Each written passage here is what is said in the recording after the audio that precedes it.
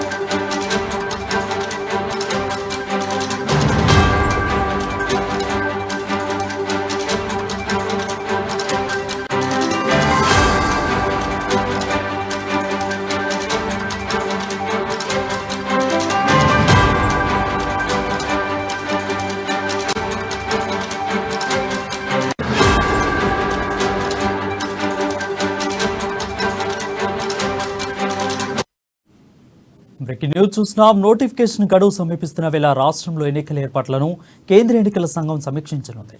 ఇందుకు ఈసీ బృందం తెలంగాణకు చేరుకుంది. 2 రోజుల పాటు తెలంగాణలో ఈసీ బృందం పర్యటించనుంది. ఇక ఇప్పటికే బీఆర్కే భవన్కు ఎన్నికల సభ్యుల బృందం చేరుకుంది. పర్యటన నేపథ్యంలో అన్ని జిల్లాల సిపిలు, డీజీలతో సమావేశం అధికారులు బృందం సమీక్షించనుంది. కొద్దిసేపటి క్రితమే ఎన్నికల ప్రధానాధికారి వికాస్ రాజ్తో ఈసీ భేటీ ముగిసింది. ఎన్నికలపై కేంద్ర బృందానికి Vikas Raj power point presentation ఇచ్చారు. ఇక ఎన్ఫోర్స్మెంట్ ఏజెన్సీలతో కేంద్ర ఎన్నికల కమిషన్ బృందం సమావేశం నిర్వహించారు. ఈ సమావేశంలో 22 ఎన్ఫోర్స్మెంట్ ఏజెన్సీలు అధికారులు పాల్గొన్నారు.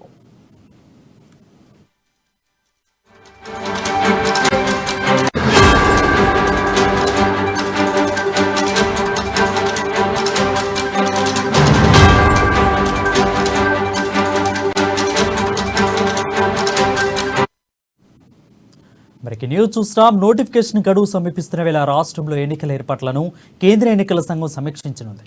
ఇందుకు ఈసీ బృందం తెలంగాణకు చేరుకుంది. 2 రోజుల పాటు తెలంగాణలో ఈసీ బృందం పర్యటించనుంది.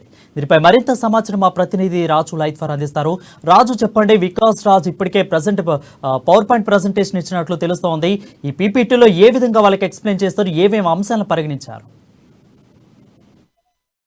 వరుణ్, కొద్దిసేపటి క్రితమే బీఆర్కే భవన్ లో ఇక్కడ కేంద్ర ఎన్నికల సంఘం సభ్యులు ఎవరైతే వచ్చారో వాళ్ళతో రాష్ట్ర ప్రధాన ఎన్నికల అధికారి వికాస్ రాజ్, అదేవిధంగా ఇతర అధికారులతో కొద్దిసేపటి క్రితమే సమావేశం ముగిసింది. అయితే ఈ సమావేశంలో ప్రధానంగా ల్యాండ్ ఆర్డర్ పై మొత్తం సమీక్షించినట్టుగా కూడా మనకు సమాచారం అంతా ఉంది. ముఖ్యంగా అన్ని జిల్లాల సిపిలు, అదేవిధంగా డీజీలు, ల్యాండ్ ఆర్డర్ పోలీసులతో ఈ సమావేశం కొద్దిసేపటి క్రితమే ముగిసింది. ముఖ్యంగా రాష్ట్రంలో శాంతి భద్రతలు ఏ విధంగా ఉన్నాయి, అదేవిధంగా పోలింగ్ కు సంబంధించినటువంటి ఏర్పాట్లు ఏ విధంగా చేయాలని చెప్పే దానిపై ప్రధానంగా చర్చించినట్టుగా కూడా తెలుస్తా ఉంది.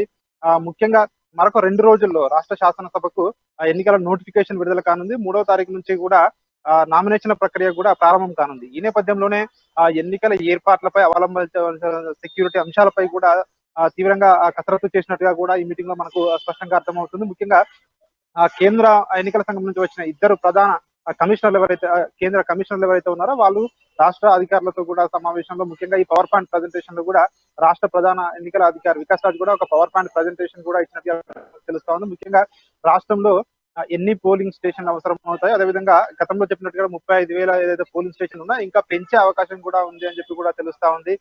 అదేవిధంగా ఒక్కొక్క వ్యక్తి 4 సెట్ల వరకు కూడా నామినేషన్లు వేసేందుకు కూడా అవకాశం కూడా కల్పిస్తారని చెప్పి చెప్తా ఉన్నారు. అదేవిధంగా ఎవరైతే గత నెల అంటే నిన్నటి వరకు కూడా ఓటు హక్కు నమోదు చేసుకున్నారో కొత్తగా వాళ్ళందరికీ కూడా ఈ నెల 10వ తేదీ లోపు ఓటు హక్కును కూడా కల్పించేందుకు మరొకసారి ఏదైతే ఓటర్ల జాబితా ఉందో దాన్ని కూడా ఫైనల్ గా రిలీజ్ చేయనున్నారని చెప్పి కూడా తెలుస్తా ఉంది. వాళ్ళందరికీ నిన్నటి వరకు నమోదు చేసుకున్న వాళ్ళందరికీ కూడా ఈ ఎన్నికల్లో ఓటు హక్కు కల్పిస్తారని చెప్తా ఉన్నారు. అదే ప్రామాణికంగా ఉంటుందని చెప్పి కూడా చెప్తా ఉన్నారు. అదే విధంగా వివిధ ఏదైతే చెక్ పోస్టులు ఏర్పాటు చేసి ఏదైతే డబ్బును కానీ మద్యాన్ని కానీ సీజ్ చేస్తున్నారో అవన్నిటిపై కూడా ఈ మీటింగ్ లో చర్చకు వచ్చినట్టుగా కూడా తెలుస్తా ఉంది. ఎక్కడా కూడా ఇట్లాంటి నగదు కానీ లేదంటే ఇట్లాంటి పంపిణీకి కానీ ఆస్కారం ఇవ్వకూడదు ఉండాలని చెప్పేసి కూడా చెప్తా ఉన్నారు. అదేవిధంగా కేంద్ర బలగాలు ఎంత మేరకు అవసరం అవుతాయో రాష్ట్రానికి, రాష్ట్రంతో పాటు కేంద్ర బలగాలు 300 వరకు బెటాలియన్ అవసరం అవుతాయని చెప్పి కూడా ఇప్పటికే ప్రాథమికంగా నిర్ధారించినట్టుగా కూడా తెలుస్తా ఉంది. అదేవిధంగా ఎన్ని సమస్యాత్మక ప్రాంతాలు ఉన్నాయి రాష్ట్రంలో, అదేవిధంగా ఎన్ని సమస్యాత్మక పోలింగ్ కేంద్రాలు ఉన్నాయి, వీటిపై సమగ్ర విచారణ ఏదైతే ఉందో, సో ఈ రాష్ట్ర ఎన్నికల అధికారి ఈ సిఇసి బృందానికి కూడా ఆ పవర్ పాయింట్ ప్రజెంటేషన్ లో చూపించినట్టుగా కూడా తెలుస్తా ఉంది. ముఖ్యంగా రాష్ట్రంలో ఉన్నటువంటి ప్రస్తుత పరిస్థితి, అదేవిధంగా మొన్నటికి మొన్న జరిగినటువంటి ఈ మెదక్ ఎంపీ పైన జరిగినటువంటి దాడి ఏదైతే ఉందో, సో దానిపై కూడా రాష్ట్రానికి సంబంధించినటువంటి ఎన్నికల అధికారికి కేంద్ర ఎన్నికల సంఘం ఆదేశించడం జరిగింది. దీనిపై సమగ్ర విచారణ కూడా చేపట్టి ఒక నివేదిక ఇవ్వాలని చెప్పి కూడా కోరినట్టుగా కూడా తెలుస్తా ఉంది. అదేవిధంగా ముఖ్యంగా రాష్ట్రంలో లా అండ్ ఆర్డర్ సిచ్యువేషన్, అదేవిధంగా పోలింగ్ కేంద్రాల పెంపు, అదేవిధంగా కొత్త ఓటర్ల జాబితాలో ఓటర్ల పేర్లు, అదేవిధంగా ఆ పోలింగ్ కు భద్రత, సో వీటిపై ప్రధానంగా చర్చించినట్టుగా కూడా తెలుస్తా ఉంది.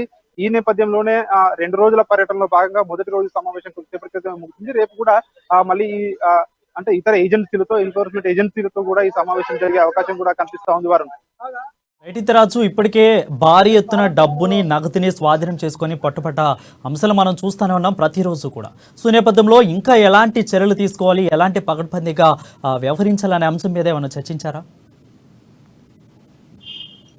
ఇప్పటికే 420 కోట్లకు పైగా నగదు, అదేవిధంగా ఇతర వాటితో పోలిస్తే 420 కోట్ల విలువైన ఏదైతే అక్రమ మద్యం కానివచ్చు, లేదంటే నగదు కానివచ్చు స్వాధీనం చేసుకున్నట్టుగా కూడా కేంద్ర ఎన్నికల సంఘం ఇప్పటికే దాన్ని విడుదల చేసింది నివేదిక. అదే ఈ నేపథ్యంలోనే దీనిపై ప్రధానంగా దృష్టి సారించనున్నారు. ముఖ్యంగా నియోజకవర్గాలు ఏదైతే ఉన్నాయో, అంతర్ జిల్లాల బార్డర్స్ ఏవైతే ఉన్నాయో, బార్డర్ల దగ్గర కట్టుదిట్టమైన భద్రత ఏర్పాటు చేయాలని కూడా నిర్ణయించడం జరిగింది. అదేవిధంగా రాష్ట్ర సరిహద్దులు ఏవైతే ఉంటాయో, ఇతర రాష్ట్రాల సరిహద్దుల ప్రాంతాల్లో కూడా భద్రత, అదేవిధంగా సెక్యూరిటీ కట్టుదిట్టంగా ఉండాలని కూడా చెప్తా ఉన్నారు. అదేవిధంగా ప్రజాప్రతినిధులకు భద్రత కల్పించాలని చెప్పి కూడా ఇప్పటికే కేంద్ర ఎన్నికల సంఘం కూడా సూచించిన నేపథ్యంలో ప్రజాప్రతినిధులకు కూడా ప్రత్యేకంగా భద్రత కూడా కల్పించనున్నారు. అదేవిధంగా రాష్ట్రంలో ఉన్నటువంటి ఈ ప్రస్తుత పరిస్థితులు ఏ విధంగా ఉన్నాయి, ఎన్నికలకు ఏ విధంగా అనుకూలంగా ఉంది అనే దానిపై ప్రధానంగా చర్చించడం జరిగింది. ఈ నేపథ్యంలోనే ఎంతమంది సెక్యూరిటీ ఫోర్స్ అవసరమవుతుందని చెప్పి కూడా ఈ ఎన్నికల సంఘంలో ఒక నిర్ణయానికి వచ్చినట్టుగా కూడా తెలుస్తా ఉంది. ముఖ్యంగా ప్రతి ఒక్కరు కూడా ఓటు హక్కు వినియోగించుకునే విధంగా ఏర్పాట్లు కూడా ఉండాలని చెప్పేసి కూడా నిర్ణయం తీసుకున్నారు. అదేవిధంగా ఈ ఎన్నికలన్నీ కూడా జరిగే సమయంలో అక్కడ సీసీ కెమెరాల బ్రాడ్కాస్టింగ్ ఉండాలి, లైవ్ బ్రాడ్కాస్టింగ్ ఉండాలని చెప్పి కూడా వాళ్ళు నిర్ణయం తీసుకున్నట్టుగా కూడా తెలుస్తా ఉంది. ప్రతి ఏరియాలో కూడా ఎక్కడైతే నామినేషన్లు ఏదైతే సమయం ఉందో, నామినేషన్ల సమయంలో అక్కడ ఆర్ఓ ఆఫీస్ లో ఏదైతే క్లాక్ ఉంటుందో, గడియారం, దాన్నే ప్రామాణికంగా తీసుకుంటామని చెప్పి కూడా ఈ సమావేశంలో నిర్ణయం కూడా తీసుకోవడం జరిగింది. నామినేషన్లు ఉదయం నుంచి మధ్యాహ్నం 3 గంటల వరకు నామినేషన్ సమయం ఉంటుందని చెప్పి కూడా చెప్పడం జరిగింది. సో ఇట్లా అంటే ఏదైతే సెక్యూరిటీ పరంగా కానివచ్చు, అదేవిధంగా ఎన్నికల నిర్వహణపై కానివచ్చు, అదేవిధంగా కౌంటింగ్ లపై కానివచ్చు, వీటిపై నిర్ణయాలు అయితే తీసుకోవడం జరిగింది. అదేవిధంగా రాష్ట్రానికి ఎన్ని ఈవీఎంలు అవసరమైతే ఇప్పటికే ఈవీఎంలు అయితే ఒక్కొక్క ఏరియాలకు కూడా ఇప్పటికే జిల్లాలకు పంపించిన నేపథ్యంలో ముఖ్యంగా ల్యాండ్ ఆర్డర్ పై అయితే ప్రధానంగా చర్చించినట్టుగా కూడా మనకు సమాచారం అంతా ఉంది. వరుణ్ రైట్ అయితే రాజు, చెక్ పోస్టుల విషయానికి వస్తే చెక్ పోస్టులలో సామాన్యులు కూడా కొంత ఇబ్బంది పడుతున్నారు. అటు రైతులు కానీ సామాన్యులు కానీ ఎక్కువగా నగదు పట్టివేతే లాంటి విషయాల్లో కొంతమేర వీళ్ళు ఇబ్బంది పడుతున్నట్లు మనకి ప్రతిపక్షాలు కూడా గట్టిగా ఆరోపిస్తూ ఎన్నికల కమిషన్ కూడా వీళ్ళు విన్నవించుకున్న పరిస్థితిని మనం చూస్తూనే ఉన్నాం. సో నేపథ్యంలో రాష్ట్ర ఎన్నికల కమిటీతో ఏమన్నా దీని మీద అంశం మీద చర్చించినట్లు ఏమన్నా తెలుస్తూ ఉందా?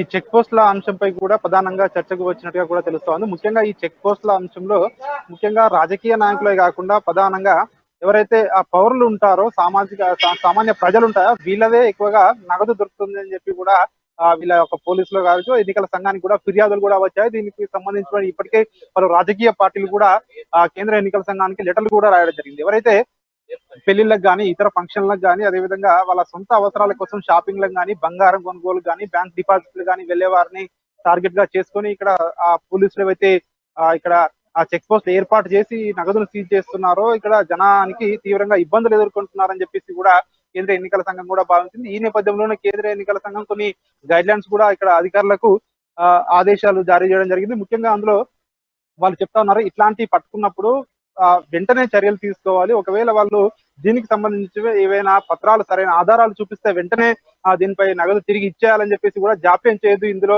జనాలకు ఇబ్బంది కావద్దు అని చెప్పేసి కూడా వాళ్ళు ఒక నిర్ణయం తీసుకున్నట్టుగా కూడా తెలుస్తా ఉంది. సో ఇకపై అంటే ఇట్లాంటి పట్టుకున్నప్పుడు కూడా తొందరగానే విడిపించుకొని వెళ్ళొచ్చు అనేది ఆదేశాలు అయితే జారీ చేయడం జరిగింది. మొత్తానికి చెక్ పోస్ట్ అయితే ఇట్లాగే అంటే మనకు కౌంటింగ్ అయ్యేంత వరకు కూడా ఇట్లాగే కొనసాగుతాయని చెప్పేసి కూడా వీళ్ళైతే సమాచారం ఇస్తా ఉన్నారు వారు.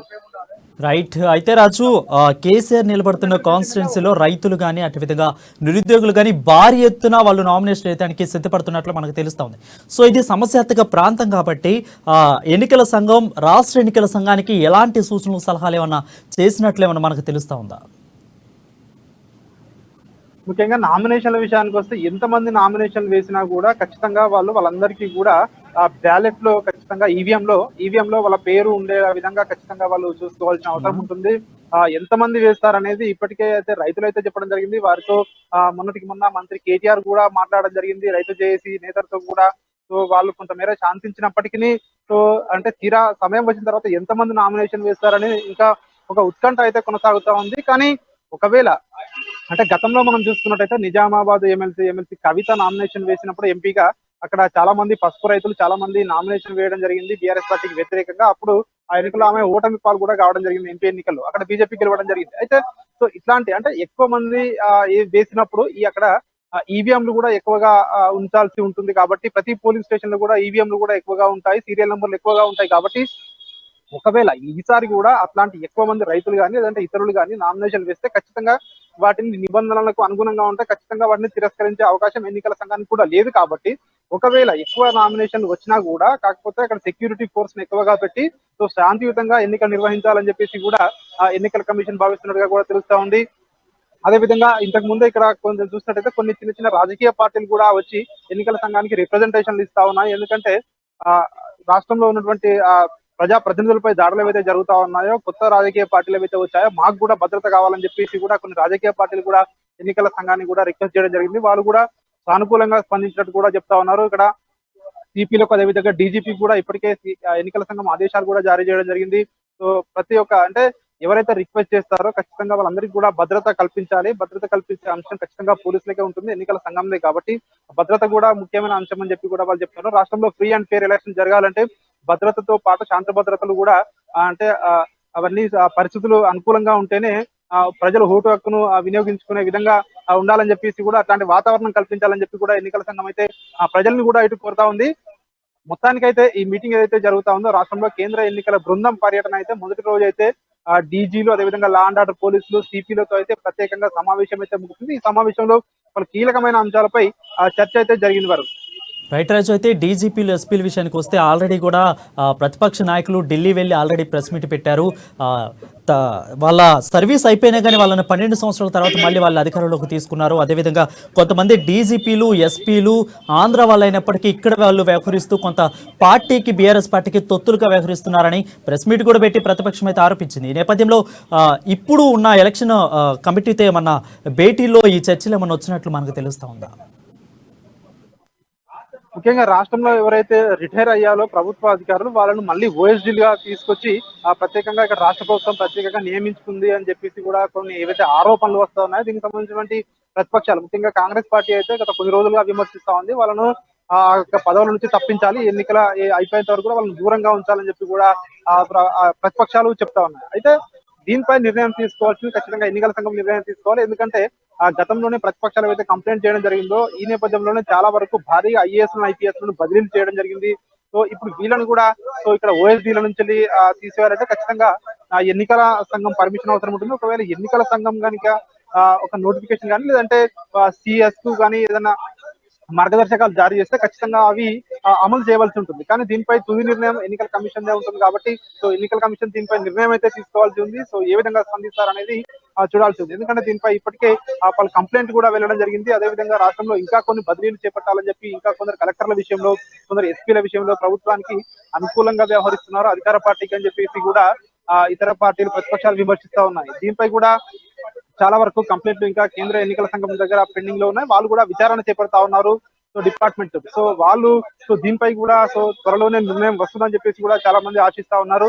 సో దానిపై నిర్ణయం అయితే కేంద్ర ఎన్నికల సంఘం నుంచి వెళ్లాల్సి ఉంది. వరకు మొత్తానికి చూసుకున్నట్టయితే రాష్ట్రంలో ఉన్నటువంటి ప్రస్తుత పరిస్థితుల దృష్ట్యా సో రాష్ట్రంలో ఎక్కడ కూడా లా అండ్ ఆర్డర్ సమస్య తలెత్తకూడదు, ఖచ్చితంగా సెక్యూరిటీని పెంచండి అని చెప్పేసి కూడా చెప్తా ఉన్నారు. అదేవిధంగా కేంద్రానికి సంబంధించినటువంటి ఇంకా బలగాలు కూడా రాష్ట్రానికి వస్తాయని చెప్పేసి కూడా చెప్తా ఉన్నారు. సెక్యూరిటీలో ఎక్కడ కూడా కాంప్రమైజ్ కావద్దు అని చెప్పేసి కూడా రాష్ట్ర ఎన్నికల అధికారులకు కేంద్ర ఎన్నికల సంఘం బృందం ప్రత్యేకంగా దిశానిర్దేశం ఈ మీటింగ్ లో చేసింది. అదేవిధంగా ఈసారి ఆన్లైన్ లో ఏదైతే నామినేషన్ల ప్రక్రియ ఈసారి ఆన్లైన్ లో కూడా తీసుకోవచ్చు అని చెప్పేసి కూడా ఈ మీటింగ్ లో చర్చకు వచ్చింది. ఆన్లైన్ లో వేసిన తర్వాత నామినేషన్ దాన్ని మళ్ళీ ఫిజికల్ గా రిటర్నింగ్ ఆఫీసర్ కు ఇవ్వాల్సి ఉంటుంది తర్వాత అని చెప్పేసి కూడా వాళ్ళు చెప్తా ఉన్నారు. సో అదేవిధంగా ఓటు హక్కు విషయంలో ఓటు హక్కు నిన్నటి వరకు ఎవరైతే అప్లై చేస్తున్నారో వాళ్ళందరికీ కూడా ఈ 2-3 రోజుల్లో కూడా కొత్త ఎన్నికలు ఏదైతే ఓటు హక్కు లిస్ట్ ఏదైతే ఉందో ఓటర్ లిస్ట్ కూడా మరొకసారి ఫైనల్ రిలీజ్ చేసి వాళ్ళందరికీ కూడా ఓటు హక్కు కల్పించే అవకాశం కూడా మనకు కనిపిస్తోంది. వారు thank you Raju for the clear updates.